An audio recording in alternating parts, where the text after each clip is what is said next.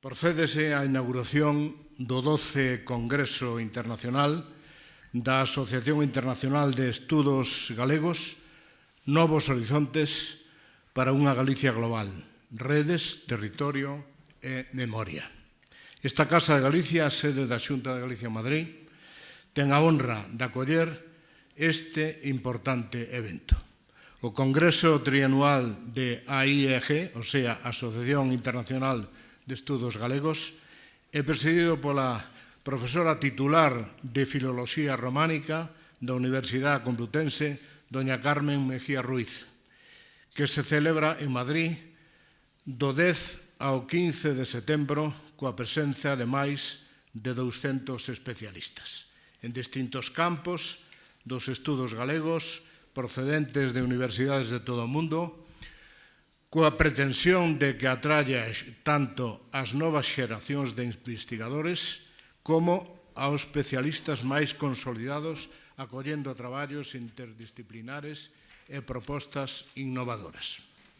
Ademais, interverán neste acto o secretario xeral de Política Lingüística da Xunta, don Valentín García Gómez, á miña esquerda, e don Víctor Freixanes, escritor e presidente da Real Academia Galega, que pronunciará a conferencia plenaria inaugural.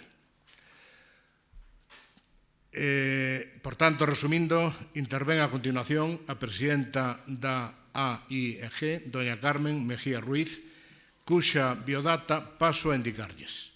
Carmen Mejía Ruiz é doutora en Filoloxía Románica e profesora titular de Filoloxía Románica da Universidade Complutense de Madrid. Dirixe o Centro de Estudos Galegos da Facultade de Filoloxía da Universidade Complutense de Madrid. Dirixe a revista de Madrigal, Revista de Estudios Gallegos, que edita a Universidade Complutense de Madrid co selo de calidade da FECIT desde xuño de 2016. É membro do Consello de Redacción da Revista de Filoloxía Románica, Revista de Lenguas e Literatura Catalana, Galega e Vasca, UNED, Ángulo Recto, Revista de Estudos sobre la Ciudad como Espacio Plural, Universidade Complutense de Madrid, e Revista de Investigaciones Feministas, UACM, entre outras. Coordina o programa de doutoramento en Estudios Feministas e de Género do Instituto de Investigaciones Feministas de la Universidade Complutense de Madrid. É presidenta da Asociación Internacional de Estudos Galegos desde abril de 2015. Destacan as seguintes monografías: Transculturalidad e iberismo en las literaturas ibéricas, Viajes, ciudades, poesía y exilios, Florencia Cesati, 2016. Dos vidas y un exilio, Ramón de Valenzuela y María Victoria Villaverde, Estudio y antología, Madrid, Editorial Complutense, 2011. El Oriente maravilloso y exótico, dos relatos de viajes en Bucarest, Cartea Universitaria, 2007, da que é coautora. É especialista no estudo da poesía galega comparada coa poesía peninsular, a literatura de viaxes, o exilio e a búsqueda da identidade, así como na literatura escrita por mulleres. Imparte docencia no Máster de Estudios Literarios da Facultade de Filoloxía da Universidade Complutense de Madrid sobre o exilio e a búsqueda de identidade.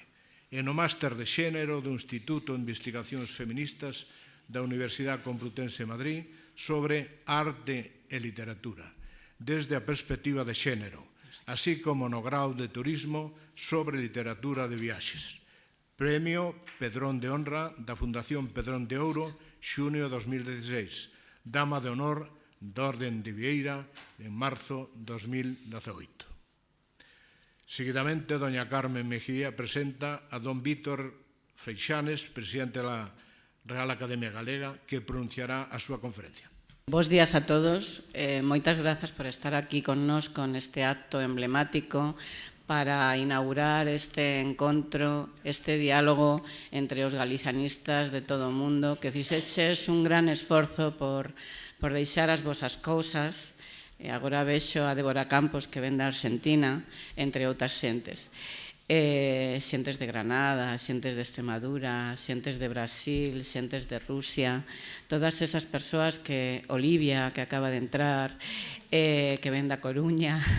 Ben, moitísimas grazas a todos vos por estar aquí, por participar neste encontro que, como dixo o director da Casa de Galicia,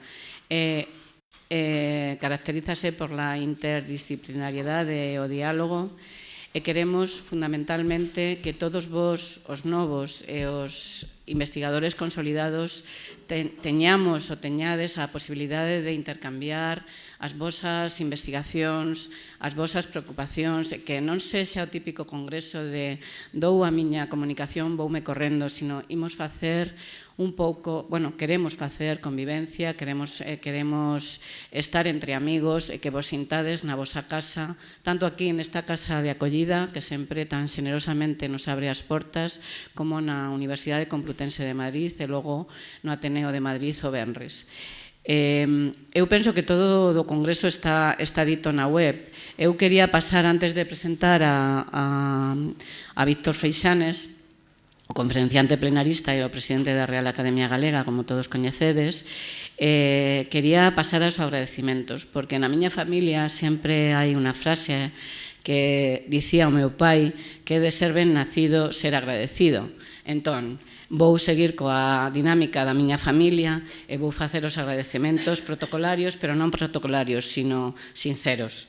Entón, en primeiro lugar, como dixen, estar aquí con vos é un placer para iniciar esta semana de diálogo entre todos os participantes deste Congreso Internacional de Estudos Galegos da asociación que eu presido. Teño que agradecer, sobre todo, en primeiro lugar, a Casa de Galicia e a José Ramón Ónega, o seu director, o delegado da Xunta en Madrid, a súa garimosa acollida, e a Ramón Jiménez a ayuda que nos brindou en todo momento por levar a cabo esta inauguración. Ao secretario xeral de Política Lingüística do Valentín García e Anxo Lorenzo, que non pode estar con nós, da Secretaría Xeral de Cultura, que, como sempre, apoiaron con entusiasmo e confianza todos os nosos proxectos e as nosas propostas. Moitas grazas aos dous. Ao decano da Facultade de Filoloxía, don Eugenio Luján, que non puido estar aquí, estaba convidado, pero non tiña outro compromiso, o apoio que desde que fixemos a proposta desta directiva en Bos Aires, apoiou a iniciativa de realizar este congreso na Facultade de Filoloxía. Como sabedes, está ali o Centro de Estudos Galegos de Madrid. A José Manuel García Vázquez, que tamén está aquí con nós hoxe, esta mañá, director de Encuentros Complutense, a axuda solicitada e o apoio incondicional a este congreso, e a Darío Moral, que nos abriu este camiño. A Miguel Losada, que fixo posible que a clausura poida realizarse no Ateneo de Madrid, o venres, espazo emblemático da cultura galega en Madrid, que, como sabedes, Celso Emilio Ferreiro foi presidente da Cátedra de Estudos Galegos no Ateneo de Madrid, e queremos que todos vos coñezades esa casa. Ao Consello da Cultura Galega, a Ramón Villares, que non sei se non está aquí, pero vai chegar, porque o mércores ten que dar unha plenaria, por creer en nós. A Real Academia Galega e ao seu presidente, o presidente da Real, o profesor e escritor Víctor Freixanes, por acompañarnos nesta aventura. A todos os membros da directiva actual da AIEG polo seu apoio incondicional, que sempre o tiven, e un agradecemento especial a quen xa coñecedes todos, a Ricardo Pichel, que é o pilar deste encontro, como moi ben sabedes vos. E tamén un agradecemento especial á lectora actual do Centro de Estudos Galegos, a máis nova deste congreso, por estar sempre e por axudarnos nesta organización. E, por suposto, a todos vos por deixar as aventuras cotiás e dedicar o voso tempo a estar aquí, que espero, ademais, que responda este congreso ás vosas expectativas. E teño unha súplica que facervos e que espero que me concedades. Se calquera cousa non vai, por favor, non poñades chatas ao noso traballo, como que diría Castelao, botarnos unha man para que o diálogo e a amizade sexan os emblemas, as máximas destes días. Espero de todo corazón que vos encontredes ben en Madrid e non teñades reparos en pedirnos axudas. Estamos ao voso dispor. E agora vou presentar, non, José Ramón? Vou pasar a presentar a don Víctor Freixanes para logo, despois da conferencia, o don Valentín García fará a clausura deste acto. Bueno, de Víctor Freixanes eu non vou facer unha presentación protocolaria, porque a min Víctor Freixanes el non sabe nada de todo o que vou a dicir, por lo tanto, é como se el non estivera nesta mesa.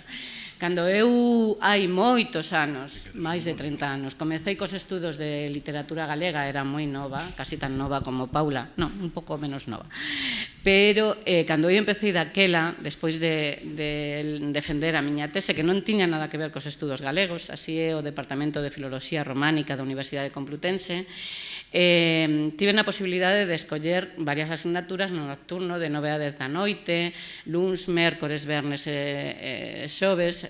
Ninguén quería dar clases nese momento, a máis nova quería. Entón, eu comecei dando clases de lengua e literatura catalana, lengua e literatura galega, literatura portuguesa en relación coa española.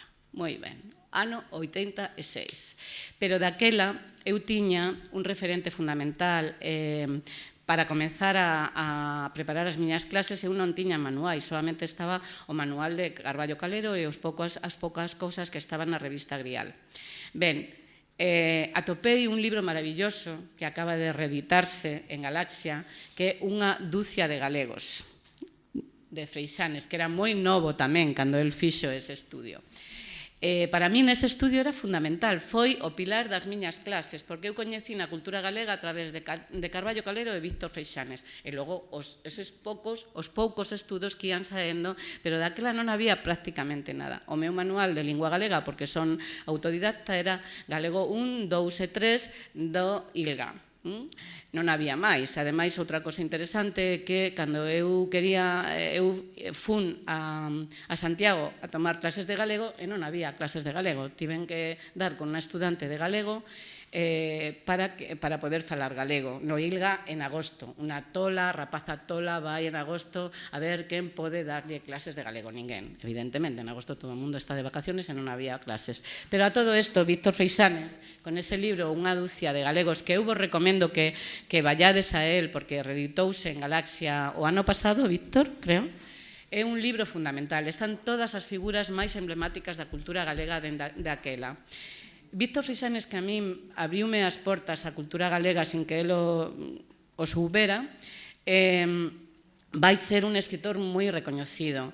E nas miñas aulas, os alumnos tiñan que ler O triángulo inscrito na circunferencia, que é unha obra magistral, unha obra enorme. E sempre que queixábanse, é moi longa, bueno, pero terminaban encantados. El ten o Enxoval da Noiva, premios, todos eles recibiron nas obras distintos premios.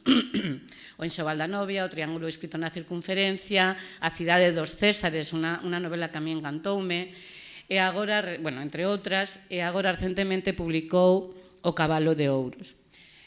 Como sabedes, el tamén foi director da editorial Galaxia, antes estivo aquí en Madrid, en Anaya, Víctor, en Anaya, bueno, toda a súa trayectoria está moi vencellada a todo o que é o galicianismo, a cultura galega, sempre comprometido, sempre facendo actos para apoiar aos novos e para que saian xentes co interese pola cultura galega.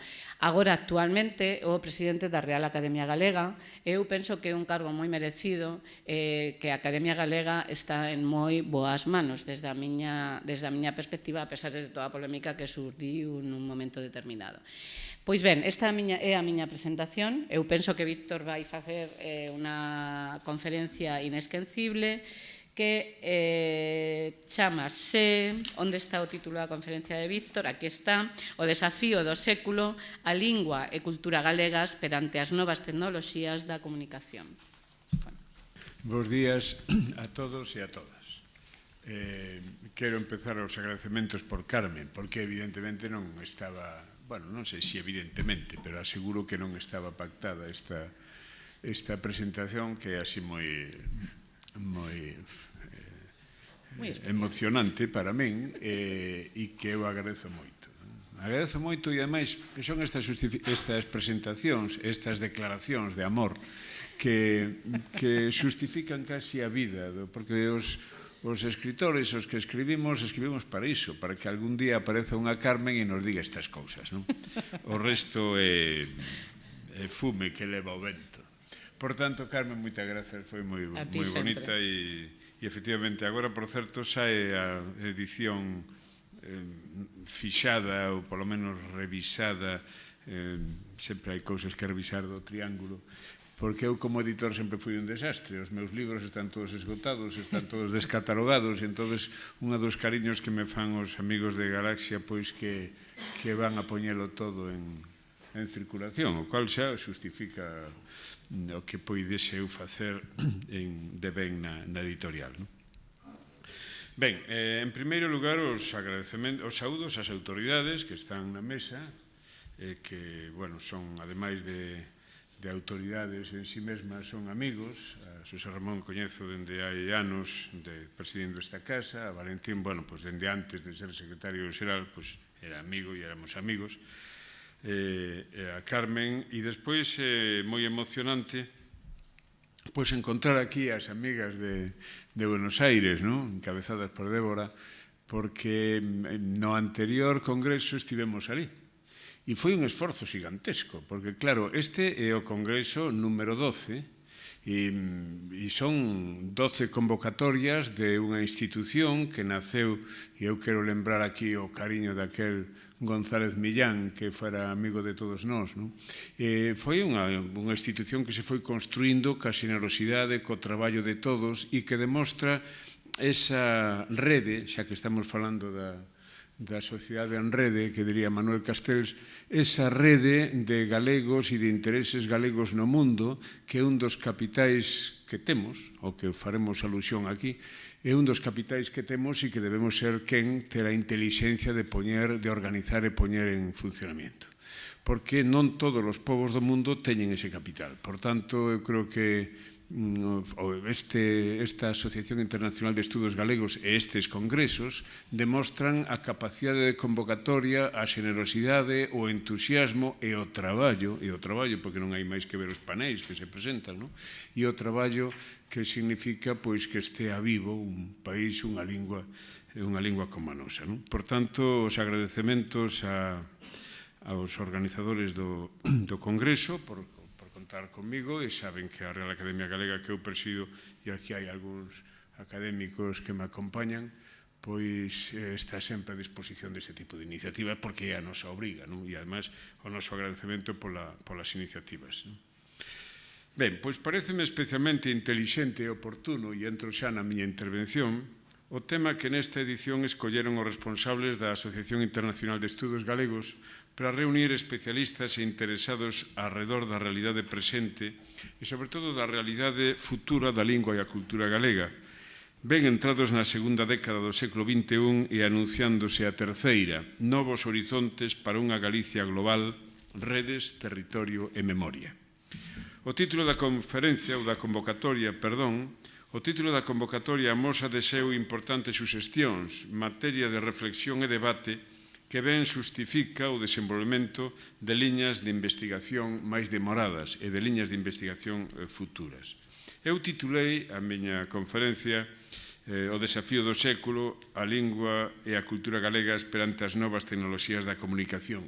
E vaya por diante que esta intervención que construe dende a lingua e a cultura necesariamente acabará falando de política e de economía, porque a cultura non é un adorno, senón un activo fundamental para o desenvolvemento de calquera sociedade. E o idioma non é un conxunto de fonemas, sintagmas ou pronomes mellor ou peor colocados. A lingua é a sociedade que fala.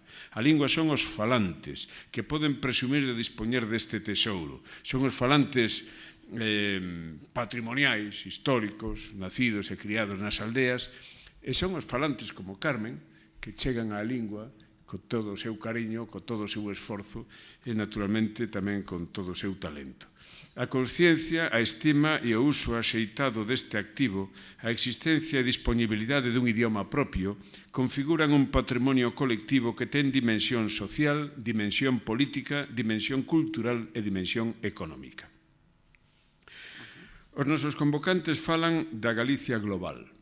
Velaquí unha novedade importante, seguramente impensable hai 100 anos, cando o debate do futuro do idioma se centraba no seu recoñecemento oficial no territorio administrativo e político de Galicia, e se acaso no debate da escola, a incorporación da lingua ao sistema educativo, garantía do seu desenvolvemento, estabilidade e progresión.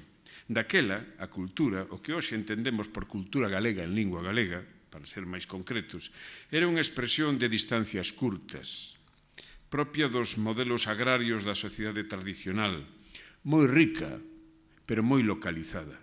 A lingua galega, prácticamente a lingua única das clases populares, instalada sobre todo no ámbito rural, nas aldeas, respondía ás necesidades propias desa colectividade diferenciada do que comúnmente denominamos alta cultura, o libro, os poderes públicos, a administración, a universidade, a igrexa, etc.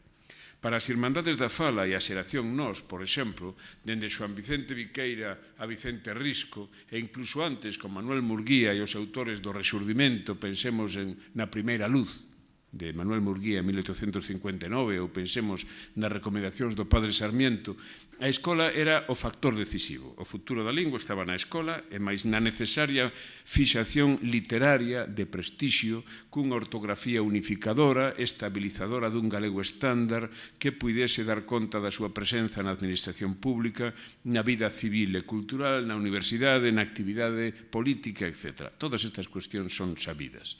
Daquela, Galicia era un territorio, unha xente, unha cultura, unha nación que tiña límites, fronteiras físicas, se acaso cunha proxección exterior importante, as colectividades no exterior, máis centrada fundamentalmente no país.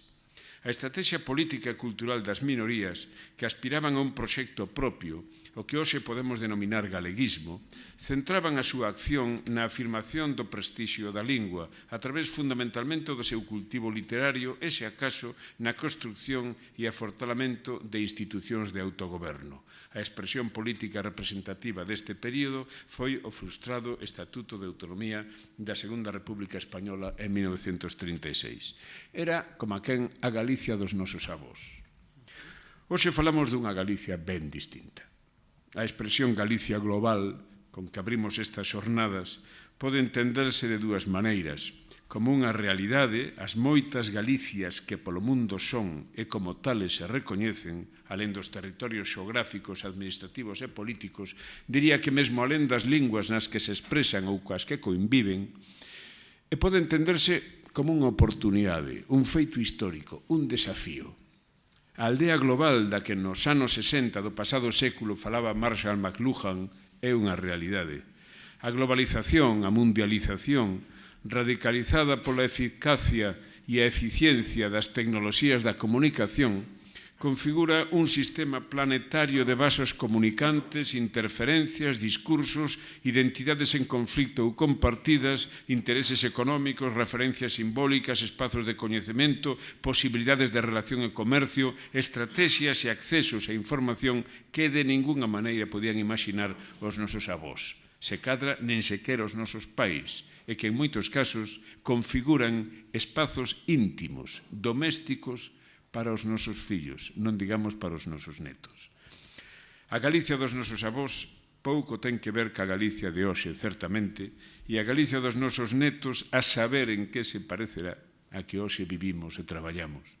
Os factores que han de conformar esa nova realidade, unha vez máis, serán endóxenos e factores exóxenos, ou seja, xurdirán da nosa realidade específica, das nosas posibilidades, tamén das nosas limitacións, e virán dados asemade dende o mundo exterior, ese grande espazo aberto, sen fronteiras ou cas fronteiras cada vez menos definidas no que xa estamos instalados. Pode suceder, e sucede, que un rapaz ou unha rapaza da Coruña ou Vigo saiba máis de Manhattan, do Bronx ou das calellas de Harlem que de algunhas periferias da súa propia cidade, Monelos, o Portiño, Lavadores ou Matamá. Sabe o que é o hip hop, máis apenas o que é unha ribeirana. Non escoitou cantar o carro, non asistiu nunca nin escoitou o que é un fiadeiro fora de referencias escolares ou museísticas no mellor dos casos. Non se trata de defender aquí a pervivencia do estadullo, nin da arqueoloxía. Trátase de constatar unha realidade radicalizada cada día máis. Son os tempos. O cine, as series de televisión, a oferta audiovisual en rede, a música, a moda, construen un imaginario de referencias que vai moito máis alá da memoria histórica e moito máis alá da realidade próxima. Igual que os nosos avós, moitas veces, polas cartas dos fillos, amigos e parentes emigrados, sabían ás veces máis da Rúa Corriente ou da Avenida de Mayo que das cidades veciñas. Non digamos de Madrid ou Barcelona, que eran lugares extraños. Galicia estivo aberto ao mundo dende sempre. A globalización non é un fenómeno contemporáneo.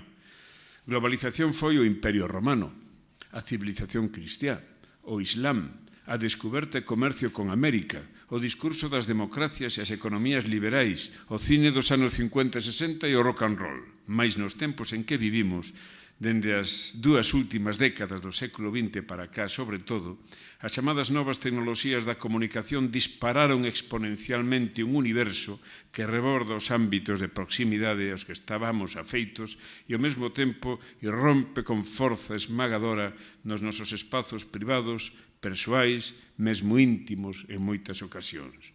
A aparición de Internet e, sobre todo, a aparición e implantación global da web a partir da década dos 90 do século pasado, xunto co desenvolvemento das redes sociais nos primeiros anos do século XXI, son feitos históricos que, como adoitamos repetir, inauguran unha nova maneira de ser e de estar no mundo, un novo paradigma, unha nova forma de civilización.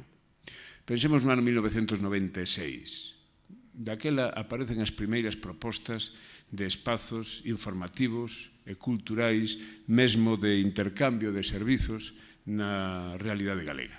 A USC foi a primeira que explorou estas experiencias, o Correo Gallego, curiosamente, foi tamén o primeiro, e, sobre todo, Vieiros. O portal Vieiros, que nace o 24 de febreiro de 1996 e chega hasta o 24 de xullo de 1910, foi, probablemente, da man de Eloi Rodríguez, foi a primeira gran iniciativa dunha plataforma integradora para amosar servizos e dar información a través desa nova plataforma e desa nova tecnoloxía que era a rede. Logo aparece nos primeiros anos, na primeira década dos anos do século XXI, o que María Yáñez chamou con moito humor e moita perspicacia o blogomillo, que eran aqueles blogs, aquelas bitácoras, aquelas plataformas de comunicación onde aparecen desde Manolo Gago, Estíbaliz Espinosa, Mario Regueira, Rosa Enríquez, Marcos Calveiro, escritor. Lembro a Manolo Forcadela e a Gonzalo Navaza, que foron dos primeiros que empezaron a mover aquelo para a sorpresa de todos nós, dicindo, pero onde te metes? Pois este é unha nova realidade, é un novo territorio de civilización e de comunicación onde estamos ou desaparecemos. Manolo Bragado, por exemplo, que foi un dos homes que máis activamente participou dende o mundo da edición, Tati Mancebo e Alfredo Ferreiro, os poetas, pero que tamén promoveron tantas iniciativas nesas plataformas. O blog logo foi sustituído polas redes sociais, o que era máis un espectáculo ou unha proposta aberta para a todos a través das webs ou a través dos blogs, agora pois é un territorio de comunicación máis persoal por comunidades. É dicir, o mundo radicalizouse e transformouse dun xeito extraordinario. Eu podo dar conta, por exemplo, da miña primeira experiencia na rede. Ano 1995, 1996, estaba eu aquí en Madrid, dirixindo a Alianza Editorial e o Grupo Anaya, como decía moi ben Carmen. E eu todas as mañás chegaba ás 8:30 ao despacho e editando a Ramón, por certo. Chegaba ao despacho e o primeiro que facía é abrir o correo electrónico. Aquelo era moi rústico, polo menos era moi primario, non? E o correo electrónico de repente aparecía Chema, que estaba en Sydney, falando de problemas de lingua, de proxectos de investigación. Había un grupo en Buenos Aires, Débora seguramente recordará, que se chamaba Proxecto 21, que intentaban desenvolver proxectos pedagóxicos, didácticos, e eran rapaces e rapazas, mozos e mozas, profesionais en moitos casos, que nunca estiveran en Galicia e que eran ademais fillos ou netos daqueles emigrantes que marcharan unha vez e que ali foran ou mantiveran acceso ao lume da identidade dun país e mesmo dunha lingua, porque todo iso expresábanse en galego. Lembro un grupo de Sao Paulo, lembro o grupo de Nova York, que era moi importante xa naquel momento, e aí estaba González Millán e todos os amigos, pero bueno, había outra moita xente. Por exemplo, na Universidade de Fordham de Nova York había un grupo moi activo. Lembro os grupos, por exemplo, de Barcelona, os grupos de Bruxelas, que aínda estaban nacendo. É dicir, había un mundo que non tiña nada que ver co Calvario, nin con lavadores, nin ca Praza da Constitución, nin ca Rúa de Rosalía de Castro, onde eu vivía en Vigo. Era un mundo vivo e que ás veces estaba máis comprometido ca identidade, a lingua e os problemas do país do que podían ser os veciños de Pontevedra, os veciños, ou moitos veciños de Redondela, por poñer exemplos próximos a min naqueles momentos. É dicir, había unha Galicia que existía, que estaba alén de nós e que por primeira vez na historia podía comunicarse en tempo real a través de todos eses mecanismos. A través deses mecanismos eu coñecín a Débora, por exemplo, Campos, a quen admirei moito e admiro moito, e ela era extraordinariamente activa un poquinho despois disto, pero estábamos xa nesas redes de comunicación. Pois ben, a pregunta é: que posibilidades ten unha cultura e unha lingua como a nosa nesta realidade? Este é o desafío e a formulación básica destas jornadas da Asociación Internacional de Estudos Galegos, e felicito pola escolleita do título e as propostas. Os homes e mulleres das Irmandades da Fala, iniciativa histórica que ven de cumprir 100 anos, crían na forza educativa e socializadora da escola. Instalemos a lingua galega na escola, anunciaban, e mudaremos radicalmente a realidade a prol da recuperación do uso e dignidade do idioma. Porén, dende hai tempo sabemos que a escola é un factor, igual que a familia, sen dúbida moi importante, mas non é o único, nen sequera é o decisivo. A gran máquina da comunicación e os contidos simbólicos, as industrias e o comercio do lecer e o entretemento en todas as súas manifestacións, o consumo de masas, o poderío das grandes plataformas informativas transnacionais que traballan a prol de intereses propios, construen de cote a visión que temos do mundo. Conforman os nosos valores, deseñan a nosa axenda vital e, naturalmente, impoñen as súas regras que, as máis das veces, veñen ditadas pola lei do negocio, as razóns do poder e os intereses da economía. As xeracións máis novas, os nenos e as nenas, sobre todo, son as máis vulnerables. Un rapaz ou unha rapaza deste século bota máis horas diante dunha pantalla de produtos audiovisuais, televisor, videoxogos, ficción, contidos publicitarios, que falando cos seus pais ou cos seus profesores. Están botadas as contas, non as estou inventando eu. 5 horas diarias de televisión, a xente nova, contra unha media de 4 horas no conxunto da sociedade. 5 horas diarias incluídos festivos, porque a xente tende a aparcar os nenos onde estiven na casa dun amigo. Teñen unhas nenas pequenas. As nenas daban a lata. Entón, o primeiro que se ocorreu foi encender a televisión co canal de dibujos animados. Toma. Entón, instalounas aí e as nenas quedaron absolutamente fagocitadas por aquelas propostas que non tiñan nada que ver, nin sequera co entorno, estábamos en Madrid, nin sequera co entorno próximo madrileño naqueles viven. Non falamos de outras plataformas. As relacións persoais entre a mocidade dende moi cedo empezan a establecerse a través de redes e pantallas, en moitas ocasións con risco grave de dependencia, manipulación e comunicación. Seguro que asistidchedes a algunha cea de Nadal ou de fin de ano onde os pequenos están na mesa enganchados a unha pantalliña de móvil e están falando entre eles de lado a lado da mesa. Estánse con tantas cousas que non queren que nos escoitemos, claro, pero están falando entre eles de lado a lado da mesa. Segundo cifras das enquisas do Instituto Nacional de Estatística recollidas polo Observatorio da Cultura do Consello da Cultura Galega, o 94,3% dos menores de 10 a 15 anos, 94,3%, acceden habitualmente a Internet e o 69,8% manexan a telefonía móvil, máis nenas ca nenos, por certo, nun proceso que medra aceleradamente. Os consumos de televisión en Galicia andaban hai pouco alrededor do 87% da poboación. No universo adolescente e juvenil, os consumos son moi variados. Unha parte importante accede ás redes a través do uso escolar, pero cada vez son máis elevados os usos de redes sociais para a intercomunicación. Facebook, Twitter, Instagram, máis que o correo electrónico xa, consumos de lecer e entretemento, os videoxogos que xa se define como unha das industrias mesmo por riba do cinema en España, de ingresos estou falando, series audiovisuais, cine, música, deportes, ademais de outros usos.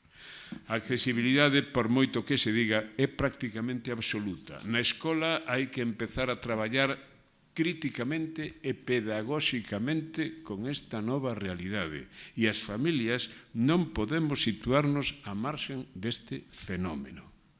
A Administración Macron, hai poucos días, ven de presentar un proxecto de lei para eliminar os móviles nas escolas dos liceos e nas escolas de Francia aos menores de 15 anos. Pois ben, o acceso á telefonía móvil en España está alrededor dos 8 anos. A partir dos 8 anos, os nenos teñen móvil e usan móvil. En Francia, a partir dos 11 anos. É un dos problemas serios que ten a comunicación, pero é un dos problemas serios que ten, por exemplo, a capacidade de atención e de comprensión das novas sociedades. A capacidade de concentración que ten un rapaz ou unha rapaza nova diante dun texto non vai máis alá de 6 minutos, e tamén isto está comprobado. Ao cabo de 6 minutos, o rapaz ou a rapaza non é capaz de seguir. Bueno, ese libro é moi gordo, decían ya Carmen. Agora xa nin saben que é eso. Bueno, pois ese é un fenómeno obxectivo porque a comprensión lectora significa a organización do pensamento, significa a capacidade para logo adquirir ti por a túa propia iniciativa información e coñecementos cos cales vas elaborar a capacidade o teu software interno para a comprensión do universo que te rodea e para actuar sobre ese universo. É un feito obxectivo que hoxe están vivindo as sociedades occidentais máis desenvolvidas. E atención, as grandes productoras de audiovisual, isto viña na prensa hai 2 ou 3 días, sobre todo nos Estados Unidos, na California desenvolvida deste ámbito, os grandes gurús das plataformas están enviando os nenos ás escolas tradicionais onde aprenden a ler e escribir co lápiz. Por qué? Porque danse de conta de que a organización do pensamento e do cerebro nesas primeiras idades é fundamental facela dunha determinada maneira. Non se trata de ser apocalípticos, As tecnoloxías veñen para quedar.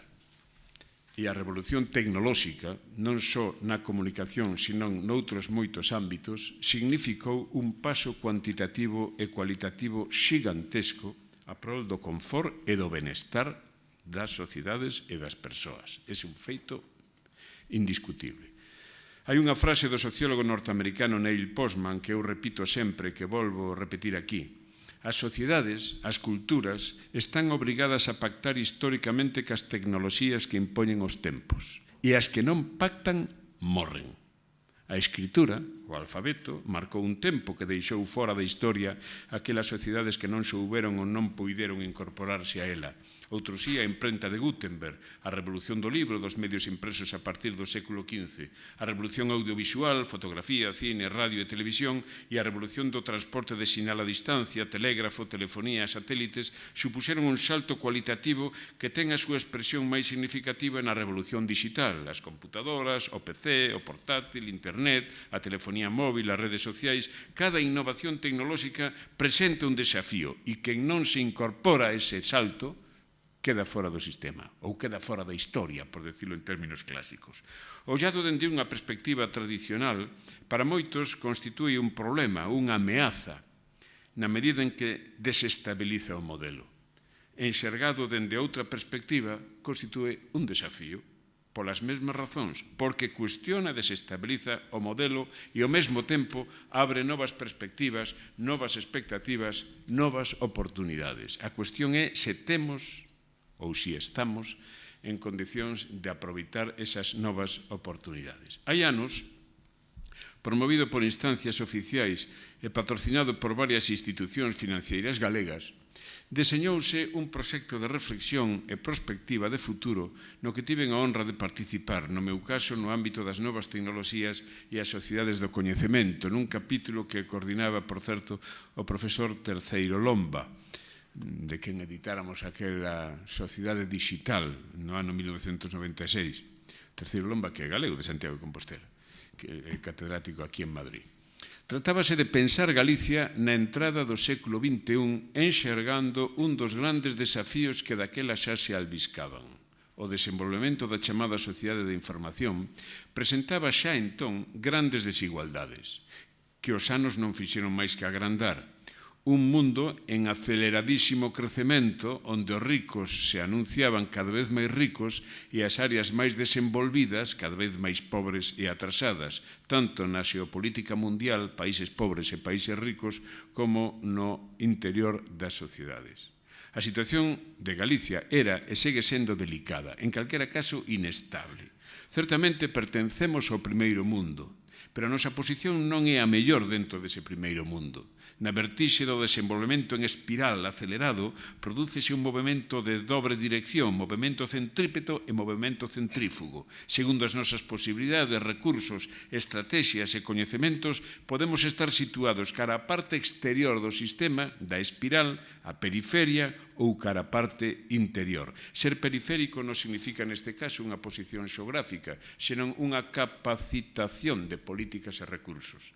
A dinámica da roda, que xira aceleradamente, tende a expulsar do crecemento os elementos exteriores, a forza centrífuga, mal colocados no sistema, que non acertan a aproveitar os recursos e as oportunidades ou que non teñen acceso a elas, e pola contra, os elementos que están mellor colocados cara aos centros de decisión e poder, con maiores recursos disponibles ou políticas de desenvolvemento máis axeitadas, pola mesma forza que os arrastra, neste caso a forza centrípeta, tenden a medrar cara adentro, cada vez máis próximos ás áreas do poder e decisión.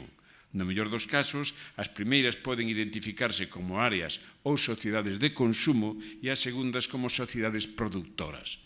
E a diferencia entre os ricos cada vez máis ricos e os pobres ou desenvolvidos cada vez máis subdesenvolvidos. Isto que explica a dinámica das sociedades contemporáneas no ámbito da economía, da ciencia, da prosperidade ou da non prosperidade social, ben explica igualmente a cultura, que ao cabo é un produto social, e mesmo a lingua, que tamén é un produto social. Os desafíos que nos presenta o futuro son desafíos e riscos obxectivos de crecemento que poden resultar positivos se os sabemos aproveitar e nos situamos axeitadamente na dinámica que acabo de describir, máis que de outro xeito tamén poden resultar letais, porque bótanos, chímpanos fora do sistema. Responsabilidade nosa e dos que deseñan a nosa política lingüística e cultural é aproveitar este momento histórico, non desaproveitalo. As novas tecnoloxías da comunicación e a cultura global que as tales tecnoloxías desenvolven constitúen un factor fundamental para enxergar ese futuro. Repito a pregunta que veño de formular un pouco máis arriba. Que posibilidades ten a lingua galega neste espazo no mundo globalizado? Vou apuntar unha liña de reflexión que tampouco é a primeira vez que expoño. De feito, expuxena no meu discurso de ingreso na Academia no ano 2002. Malia certas lecturas pesimistas, e certamente hai razóns abondo para ser pesimista, a lingua galega forma parte das linguas e culturas desenvolvidas no mundo. Das aproximadamente 6.000 linguas que hoxe poden existir, o idioma galego está certamente instalado no ámbito das realidades sociais e culturais avanzadas, cunha presenza importante, cando menos en termos relativos, respecto das industrias culturais dominantes, a edición non periódica, o libro, medios impresos, cine, radio, televisión, publicidade, patrimonio, artes escénicas, expresión plástica, etc. Poderíamos estar mellor, deberíamos estar mellor, consonte a nosa condición de sociedade desenvolvida europea, mais tamén vimos de onde vimos. Os nosos avós apenas tiñan opción neste asunto. E nos datos que hai anos achegaba a UNESCO, por poñer un exemplo, figuramos entre as 20 primeiras linguas con presenza en Internet, contra 6.000.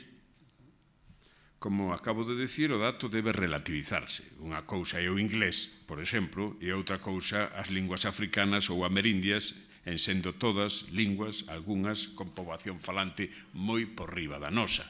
Pero é un dato que expresa a nosa posición estratégica.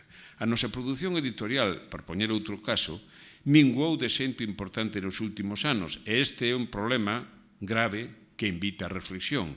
A mingua da capacidade de produción das industrias culturais galegas na última década, sobre todo dende a crise do ano 2008 para cá. Tema para outro debate.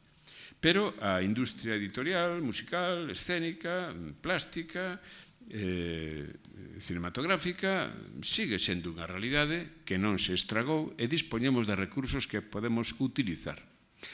Vou facer, para rematar, unha ollada optimista. Eu teño a teoría de que o pesimismo é reaccionario. Entón vou facer unha lectura optimista. Hai que cargar a pila, compañeiros e compañeiras. A Galicia de hoxe, a situación da lingua galega, a lingua galega vive, por decirlo de alguna maneira, unha crise de crecemento. O que os nosos pais chamarían un medrío. A Galicia do século XIX, a Galicia dos primeiros anos do século XX, era unha Galicia basicamente analfabeta. Os nosos avós, os meus avós, por exemplo, falaban galego porque non sabían falar outra cousa, e porque non podían falar outra cousa. E os que saían das aldeas e marchaban para a guerra de África, como foi o caso do meu avó, e aprendían a ler, a escribir e a falar en castelán, nunca máis volvían ao galego porque para eles o galego era o atraso, a pobreza, a miseria, incluso, isto é palabras do meu avó, decía, filliño, é unha lingua de escravos. E a miña avoa, cando escoitaba como nós falábamos galego cos nosos fillos, a miña avoa viviu na miña casa, e morreu na miña casa, porque foi quen me criou a mí dende nena, decíame, filliño, pero como lle falas galego aos nenos? E eu decíalle, pois porque na casa falamos galego, a miña muller fala galego, e hasta a boa, porque a veces eu hasta cabreábame, non? Hasta vivimos da lingua, non? E ela me decía, mira, rapaz, as cousas malas apréndense sollas. Tomade nota do que significa mentalmente ese esquema introducido no ADN histórico da nosa poboación. Ben, esa era unha realidade que estaba aí. A Galicia de hoxe dispón de recursos, institucións, estatus político, medios propios de actuación dos que nin imaginaban eses avós nosos e que son ferramentas obxectivas para transformar a realidade, porque a cultura e a vontade do ser humano, nese aspecto eu son moi gramsciano, é aquela que é capaz de transformar a realidade para mellorala. E a realidade, efectivamente, nas últimas décadas, por falar dos últimos 50 anos para cá, sobre todo a partir das liberdades democráticas, os saltos foron obxectivos e impresionantes. Demos pasos xigantescos. Ahora, igual que digo isto, os nenos e as nenas ao chegaren a determinada idade, e volvo ao exemplo do medrío, experimentan o que os médicos denominan unha crise de crecemento. Un empurrón nas súas constantes vitais que certamente os desestabiliza. O rapaz ten febre, non se logra, din os vellos. Sentimos que baixan as defensas, enfraquece, mirra. Mais se supera ese período, o corpo sai máis fortalecido, tal que un chimpo cualitativo cara adiante sai máis home ou máis muller.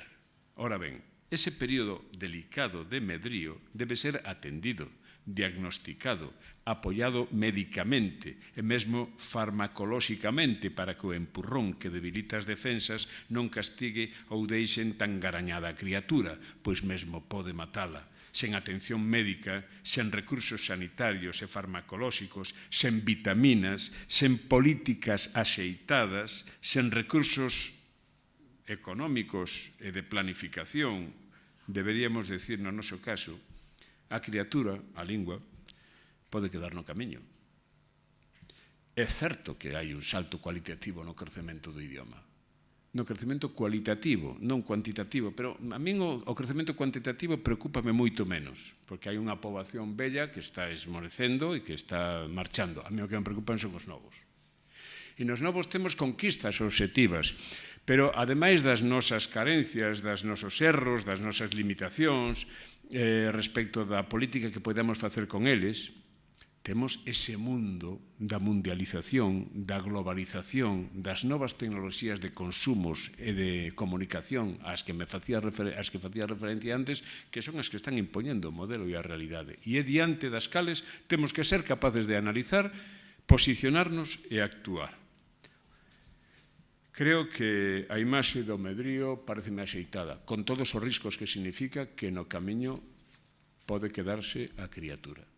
As tecnoloxías da comunicación abren un horizonte cheo de riscos, problemas e oportunidades. Estamos a desenvolver unha política axeitada para afrontar o futuro, aproveitando esa nova realidade, neutralizando riscos, activando as potencialidades. Hoxe podemos decir que as infraestructuras de acceso e uso ás redes están bastante desenvolvidas no país, senón por riba, próximas ás medias españolas, aínda que seguimos por debaixo das medias europeas. Os países escandinavos van á cabeza nestes procesos. Se acaso convén advertir das diferencias ou desigualdades, iso sí, entre a Galicia urbana e a Galicia rural, mesmo entre a Galicia atlántica e a Galicia interior, onde hai máis problemas de infraestructuras de desenvolvemento.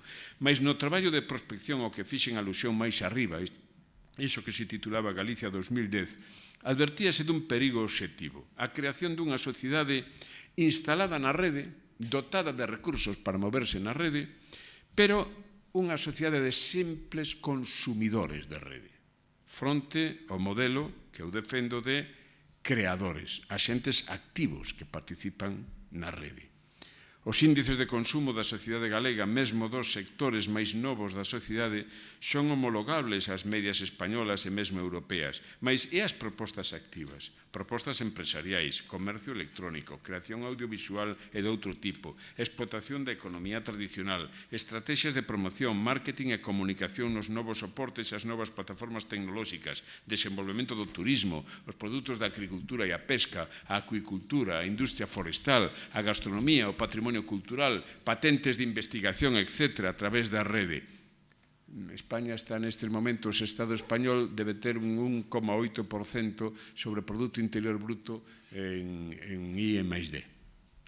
Europa está no 2 e pouco, os países máis desenvolvidos están no 3, que é o obxectivo estratégico, e Galicia está no 0,87. Bueno, este é un dato importante a hora de planificar o futuro en termos futbolísticos a pases longos, non caneando na área pequena, que é o que nos pasa sempre, que estamos caneando na área pequena, sobre todo en termos políticos, pensando na próxima convocatoria electoral. Pois ben, o noso investimento en formación de capital humano e en investigación están ben por debaixo desas medias europeas. Unha política de formación de capital humano parece fundamental para afrontar o futuro, acompañado naturalmente de estrategias de crecemento interior, para non converternos en simples exportadores de man de obra cualificada, que é o que está sucedendo. Irremediablemente estamos a falar de política. E alguén dirá, bueno, e onde está a lingua? Aquí, na política. Na política e na economía. Un país que medra e que ten excedentes económicos para poder ser consciente do seu futuro e do seu desenvolvemento é un país que defende a súa propia identidade e os seus propios valores, entre eles o valor da lingua. Un país que está vivindo sempre de prestado, pedindo que os de fora o axuden porque se sinte sin forzas e inseguro diante dese futuro, é un país que non ten posibilidades de defender nada e que non considera nada. As cousas malas apréndense xoias, cando se aprende. Pois irremediablemente estamos a falar de política porque, como dixemos ao primeiro desta intervención, a cultura e a lingua son feitos sociais e xa que logo deben ser abordados con estrategias sociais, que son estrategias políticas. Entre 60 e 70.000 estudantes configuran hoxe o mapa universitario galego, un pouco menos de os 100.000 que había na época de máis crecemento. Un rapaz ou unha rapaza da Galicia deste século, que, como dixen antes, xa non é a Galicia dos nosos avós, formado nas aulas universitarias, viaxado, sen complexos, dispón nestes momentos de ferramentas de comunicación de extraordinaria importancia que debemos considerar e sobre as que debemos traballar. En primeiro lugar, dispón dunha lingua propia, lingua de identidade, lingua de marca, din os sociólogos da comunicación e os economistas, lingua que nos sitúa no mundo e cualifica os nosos produtos que, lóxicamente, han ser de calidade e competitivos. Esa lingua marca é a lingua galega. Etiquetar en galego, por exemplo, equivale a decir que existimos, cuestión fundamental no ámbito da globalización que tende a uniformizalo todo, produtos iguais, de produción masiva para públicos masivos e o servizo da rendibilidade máxima. A nosa alternativa neste caso ha de ser a excelencia, o cualitativo frente ao cuantitativo. Somos 2.800.000 persoas aquí, máis a Galicia exterior. Pero, bueno, non somos chineses, nin somos o ámbito da lingua inglesa, nin sequera o ámbito da lingua española, da que falarei agora. Se algunha posibilidade temos, e temos moitas, atendendo os nosos produtos e capacidades, a ser sempre dende esta posición, potenciar e cuidar o distinto, profundizar na identidade do propio, que é a posición de valor engadido na economía e nos produtos culturais que dialogan no mercado a través da economía. Produtos culturais son a edición, o cinema, o audiovisual, as artes escénicas, o deseño, as artes plásticas, a música, o patrimonio, a gastronomía, o turismo. Todo iso son produtos culturais, pero tamén a investigación, as patentes que as nosas universidades sexan capaces de presentar no mundo. E todo iso pode e debe levar unha marca diferenciadora como valor engadido. A lingua galega é unha lingua non local, e isto é importante. O coñecemento culto desta lingua con moi pouco esforzo instálanos na comunicación e na relación con varios centos de millóns de habitantes, as áreas da lusofonía en Europa, América, África e mesmo en algúns lugares do continente asiático. Esta é tamén unha política de redes que compre traballar. E temos moitos complexos e moitas limitacións. A lingua galega non é unha lingua local. A lingua galega forma parte e participa dun espazo histórico común ao que non debemos renunciar. Isto non quer decir que teñamos que diluirnos noutros sistemas, por ricos ou próximos que parezan, non. Sería renunciar á diferenciación cualitativa que defendo na miña intervención. Non podemos deixar de ser o que somos, entre outras razóns porque, como tamén dixen antes, a lingua son os falantes e a realidade da lingua é a realidade das persoas que a falan e a transmiten como un valor de seu no que se recoñecen. Mais Brasil, Portugal, Angola ou Mozambique, espazos económicos cheos de posibilidades, son realidades obxectivas que a historia pon á nosa disposición e que hoxe estamos en condicións de aproveitar, fomentando as relacións e potenciando a calidade do discurso e dos produtos propios. O galego é útil tamén porque agranda espazos alén do seu propio territorio e algunhas institucións estamos traballando nesta dirección. Ao mesmo tempo dispoñemos dunha lingua irmá, que non é unha lingua inimiga, o castelán, que nos relaciona con outros miles de millóns de falantes. Engadámoslle o inglés como lingua de uso, autoestrada da comunicación, como o latín foi no seu tempo, e máis o coñecemento e destreza das linguas e tecnoloxías digitais, e teremos unha xeración de mozos e mozas extraordinariamente ben situada, xeoestratégicamente extraordinariamente ben situados. E aínda podemos falar de outra rede, e non me vou estender, a rede dos que están fora. Debemos falar desa rede humana dos galegos. A Xunta de Galicia falaba, eu non sei se é certa esta cifra, pero unha cifra que se manexou oficialmente, de 10 millóns de fillos ou netos, primeira, segunda, terceira xeración, no mundo que se recoñecen como galegos.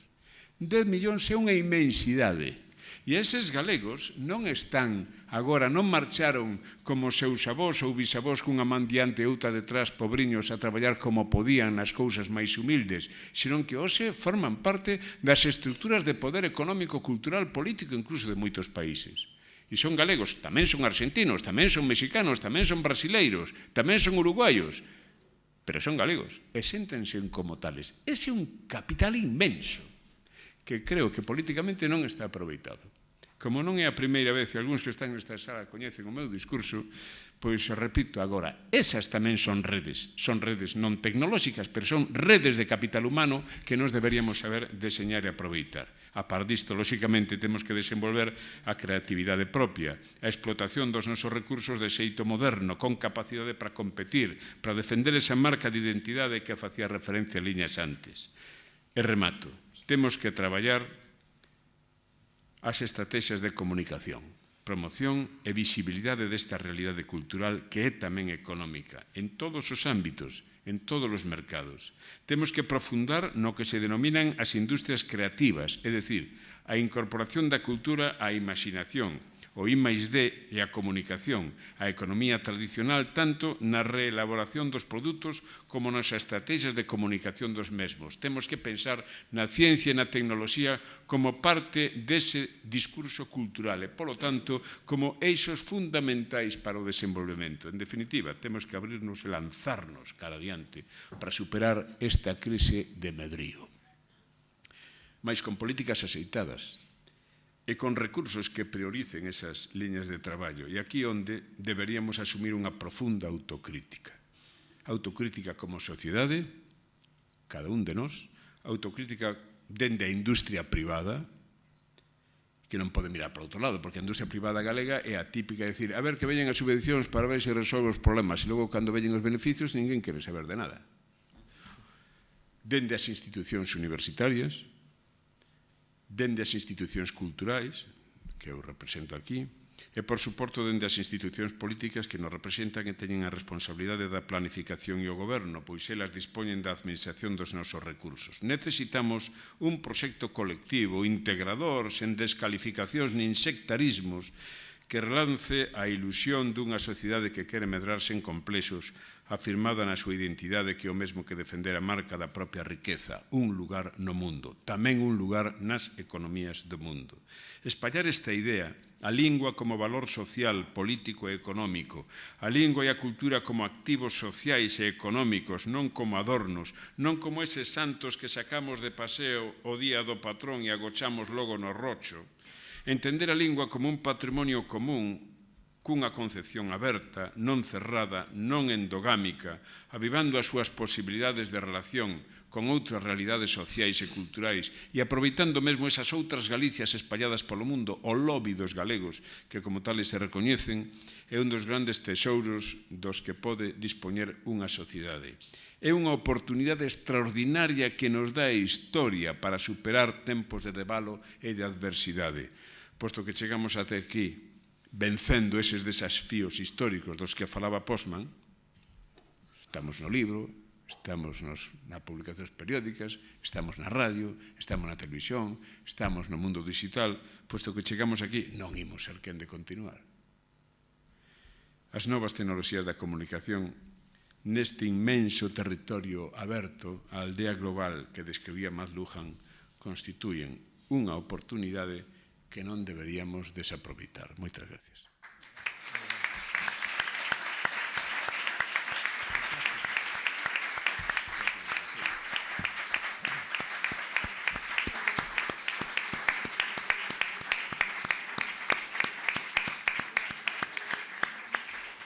Bueno, miñas donas e meus señores, que ben falan os presidentes. Eses son da Real Academia Galega, son deusas da lingua. Gracias. Bueno, pois remato o acto o señor secretario xeral de Política Lingüística, don Valentín García Gómez. Jefe meu. Non será para tanto. Moitas grazas, señor director da Casa de Galicia e delegado da Xunta en Madrid, presidente da Real Academia Galega, presidenta da Asociación Internacional de Estudos Galegos e responsable do Centro de Estudos Galegos da Universidade Complutense, director do Instituto de Lingua Galega, que hoxe tamén nos acompaña, do ILGA, que nos acompaña nesta sala, a todos os responsables de centros de estudos galegos no mundo, tamén membros destes centros que hoxe nos acompañades, poñentes, profesores, representantes das universidades, en realidade a todos canto facedes posible o que é o arranque xa deste congreso tan ilusionante, a 12ª vez que a Asociación Internacional de Estudos Galegos, despois da exitosa convocatoria de Bos Aires, nos congrega aquí na capital do Estado español, en Madrid. Un congreso repleto, como poden ver, de intervencións, como decía, de poñentes, onde se van tratar temas tan fundamentais para a nosa lingua e para a nosa cultura, que podíamos arrancar dende os temas, desde o estudo dos textos medievais ata a máis flagrante actualidade. Redes, territorio, memoria, cuestións tamén que teñen que ver co tratamento de xénero na nosa lingua, tamén aspectos que teñen que ver coa sociolingüística actual dunha lingua que, como acaba de decir don Vítor Freixanes na súa radiante conferencia, na súa intervención tan luminosa e que tanto nos achega ou tanto nos recorda ese recordo tan necesario e actualizado que sempre temos que ter da nosa lingua, pois de onde vimos, que é o que temos neste momento, ata onde, ou cara a onde pretendemos chegar, ou para onde deberíamos pretender chegar, non? Cal serían os nosos obxectivos. En ese sentido, dende a Xunta de Galicia, do Goberno galego, pois gústanos reiterar a nosa aposta por intentar deseñar políticas modernas que teñan en conta pois que a nosa poboación cambiou radicalmente nas últimas décadas. Dunha Galicia rural pasamos a unha Galicia netamente urbana ou, cando menos, periurbana. Temos unha lingua que é a lingua máis das linguas cooficiais do Estado, despois do castelán, obviamente, das linguas cooficiais do Estado, a lingua máis usada dentro do seu ámbito, porcentualmente dentro da súa poboación. A lingua cos maiores índices de coñecemento e de competencia en oralidade, en comprensión, en lectoescritura. Temos unha lingua, polo tanto, cunha fortaleza en canto ao seu coñecemento, en canto ao seu uso evidente, pero tamén con serias ameazas. Temos unha lingua na que a nosa xuventude, que sabe falar, escribir e ler o galego mellor que nunca na nosa historia, pois ten serios problemas a hora de utilizala. Por qué? Pois por moitas cousas que non son unha soa, claro, evidentemente. Porque os fluxos de información cada vez son máis rápidos, cada vez son máis voluminosos. Porque o acceso á telefonía móvil, como acaba de decir Vítor Freixanes, témola datada en Galicia a partir dos 8 anos. O cal é unha ventaxa social. Evidentemente, hoxe, calquera familia podemos saber cando o noso neno ou nena chega á escola e cando sae. Iso, evidentemente, é unha vantaxe para a nosa sociedade, para a sociedade actual, pero tamén unha sociedade que nos permite ver aos nosos nenos e nosas nenas estar facendo unha videoconferencia cunha amiga de Nova Zelanda falando en inglés cando están almorzando un día da semana na cociña das nosas casas. Evidentemente, esa urbanización, ese paulatino cosmopolitismo ao que temos acceso ten moitísimas ventaxas, abre o pobo galego ao mundo como non estivo aberto nunca, pero tamén marca serios cambios dentro da nosa lingua. Eu sempre poño algúns exemplos.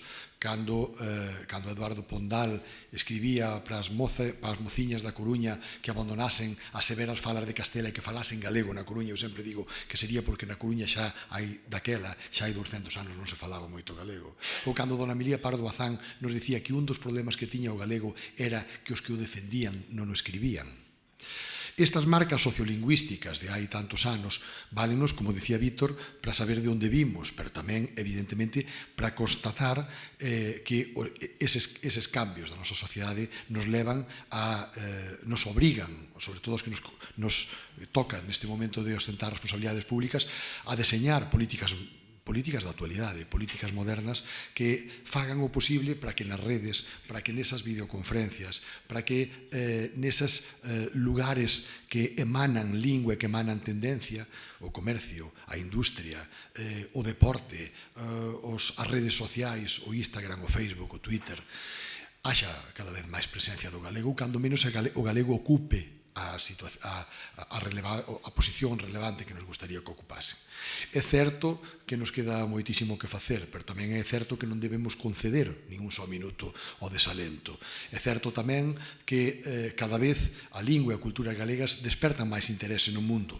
Esa parte tan importante que para nós é a proxección exterior, en a que vos ocupades todas e todos un lugar tan importante, estratégico para nós neste momento, pois ten que ser a oportunidade e ten que ser a constatación de que cada vez nos chamen de máis lugares para poder saber como teñen que facer para poder acceder a coñecer máis a nosa lingua e a nosa cultura. Nese sentido, estamos facendo un esforzo importante porque a formación, por exemplo, a formación de adultos, os cursos CELGA, se poidan xa realizar en liña. O CELGA 4 comezou xa neste curso, no vindeiro teremos tamén xa o CELGA 3 e o CELGA 1 que os temos operativos. Tamén para que se poidan impartir clases de lingua e cultura galegas por de Nova Zelanda ata Alaska ou ata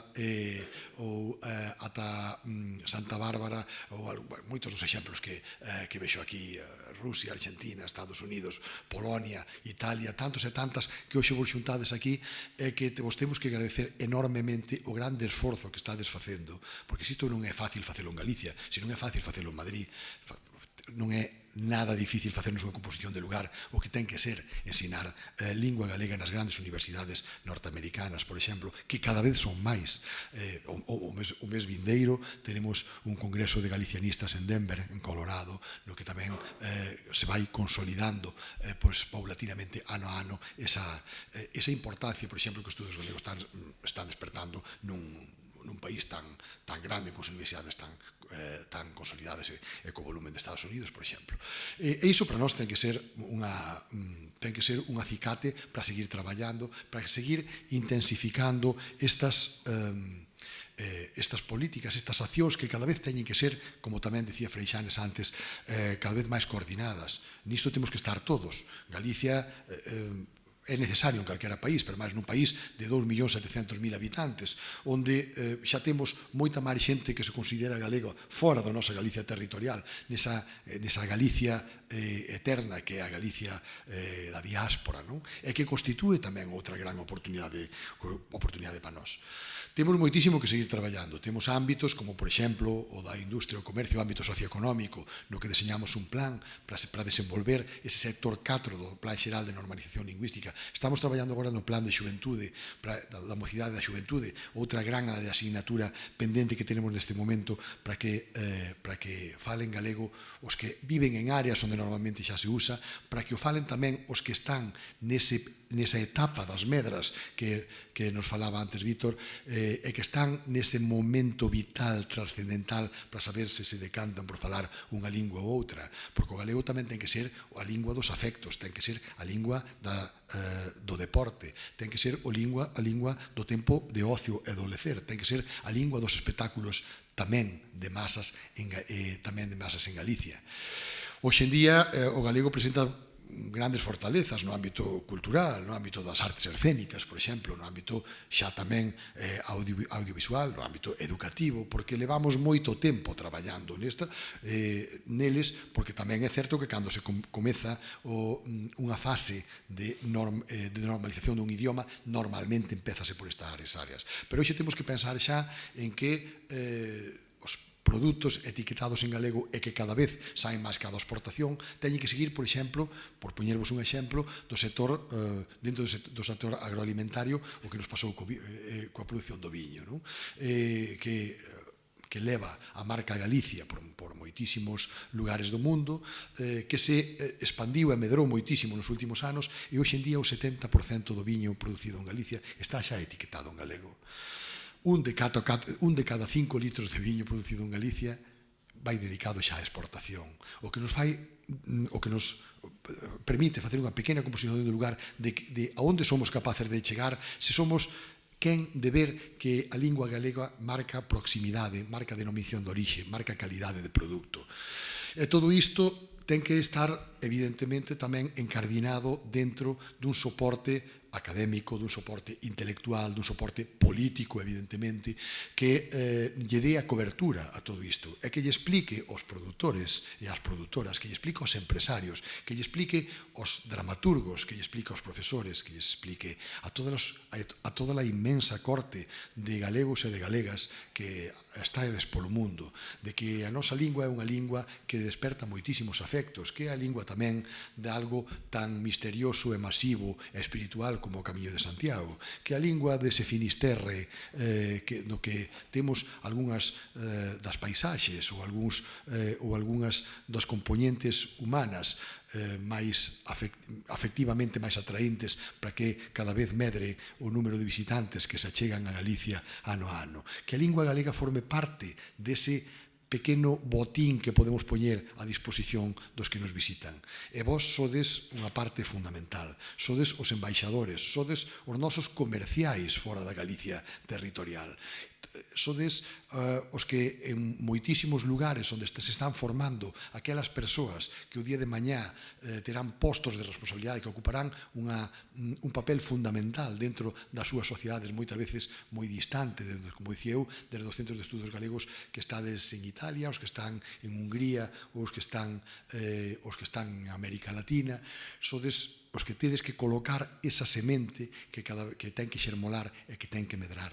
Temos a responsabilidade todos e todas, dende a Casa de Galicia en Madrid, aos centros de estudos galegos das nosas universidades, e a todos aqueles e aquelas que sen estar en centros de estudos galegos de universidades que xa son cada vez máis, os que no ensino medio e ensino primario incluso nos piden materiais, nos piden poñer a disposición nas redes material didáctico para poder achegar a nosa lingua e a nosa cultura a persoas cada vez máis distantes, tanto xeográfico como culturalmente de nós, facerlles posible todo isto.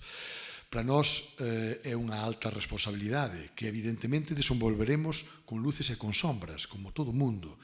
Non hai quen goberne sen equivocarse, pero podedes ter a confirmación, podedes ter a seguridade de que na Secretaría Xeral de Política Lingüística na Xunta de Galicia sempre teredes, como sabedes a maior parte dos que somos atopades nesta sala, ese lugar onde atopar un sitio onde coordinar, onde enviar, onde alentar, onde animar e onde apoiar na medida que os recursos sempre limitados nos son posibles, pois as vosas accións polo mundo adiante. Polo tanto, agradecer nesta miña xa última parte da intervención en primeiro lugar a implicación da Asociación Internacional de Estudos Galegos, unha rede necesaria e imprescindible para fundamentar esas alicerces da nosa cultura e da nosa lingua. O traballo feito polo equipo de Carme Mejía nesta edición nun congreso moi completo, como dicía ao principio da miña intervención, onde durante 5 días se estará acumulado de sesións, de charlas, de intervencións, de mesas redondas nas que debateremos, en as que nos atoparemos para falar e da que xurdirán seguro moitísimos proxectos que teñan que ver co futuro inmediato da lingua e da que nos poidamos nutrir as institucións que temos responsabilidade nela e tamén, como non, un lugar para atoparnos, para falar, para intercambiar esas experiencias cada vez máis útiles a hora de transportalas, a hora de facer eses enxertos tan necesarios dun lugar a outros por distantes que estean como sempre. Cada vez somos máis os que e as que queremos máis galego no mundo, máis galego en Galicia tamén. Nesa Galicia que cambiou tanto, pero que tamén agora sen complexos e cada vez cunha maior concienciación por parte da poboación, por parte da nosa cidadanía. Ao final, a verdadeira dona e señora da nosa lingua cunha concienciación cada vez, como digo, mellor do que é da importancia de ter unha lingua, de ter unha sociedade prácticamente monolingüe en galego, como a figura da avoa de Víctor ou de calquera das avoas dos que estamos aquí. Temos unha sociedade que cada vez se desenvolve en máis linguas, cada vez que ten máis contacto con máis linguas do mundo, pero que cada vez tamén ten máis conciencia do valor da súa lingua propia. Ninguén cuestiona en Galicia hoxe que a lingua propia de Galicia é o galego. Ninguén pode decir que esa lingua hai que poñela en valor e que temos que ensinala polo mundo adiante porque, como digo, é un dos grandes diamantes que temos ahora dos moitos que temos, pero quizás máis importante a hora de facer atractivo o noso país para as culturas distantes. Nada máis.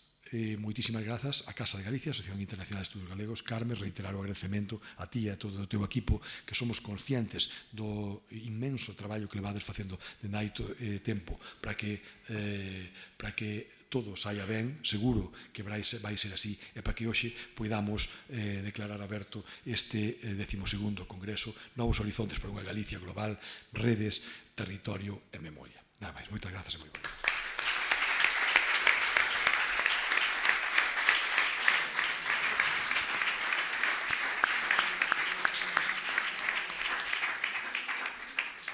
Este é un día grande para esta casa, Casa de Galicia. Bueno, servirase finalmente, por cortesía da Asociación Internacional de Estudios Galegos, unha copa de viño gallego. Gracias.